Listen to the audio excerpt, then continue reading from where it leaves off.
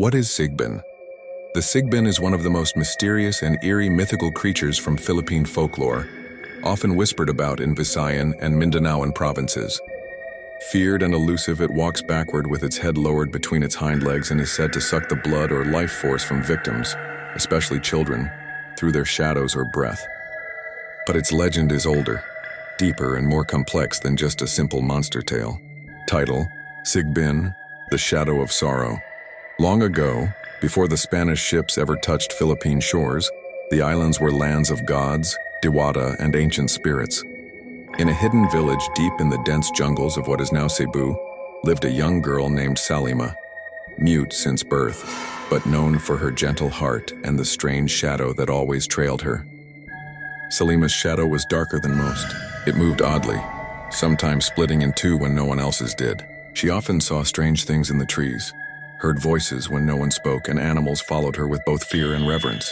She was called Anak ng Dilim, the child of darkness. Despite the villagers' unease, Salima was kind. She healed animals, guided lost children, and knew when storms were coming. But darkness, once whispered about, eventually turned to blame. One famine-stricken year, crops rotted, babies died mysteriously in the night, and the moon disappeared from the sky for 7 nights. The elders said a blood curse had awoken. All signs pointed to Salima.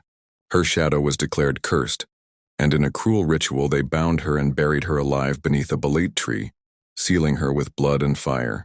As her final breath left her lungs, the soil trembled. But she did not die in spirit. In her agony, sorrow, and betrayal, Salima's soul split and twisted. Her shadow detached, taking on a body of its own with the crouched form of a hornless goat, leathery skin and eyes that burned with silent rage. From that moment on, the Sigbin was born, part phantom, part beast, a creature that walks backward into the world of the living. It is said the Sigbin only comes out during Holy Week, when the boundary between the spirit world and the mortal realm is thinnest. It prowls silently at night, invisible to most unless it allows itself to be seen. Those who see it may lose their shadow permanently, or worse, their voice and soul, just like Salima once did. It walks like a broken animal, crouched low to the ground with long ears that flap like wings and a mouth that smells of rusted coins and herbs. It carries a pouch on its back made from the skin of its victims, where it collects hearts and shadows to feed its sorrow. In Visayan lore, some powerful families are rumored to keep a Sigbin as a pet, hidden in cellars, feeding it to bring wealth and power, though at the cost of someone else's life.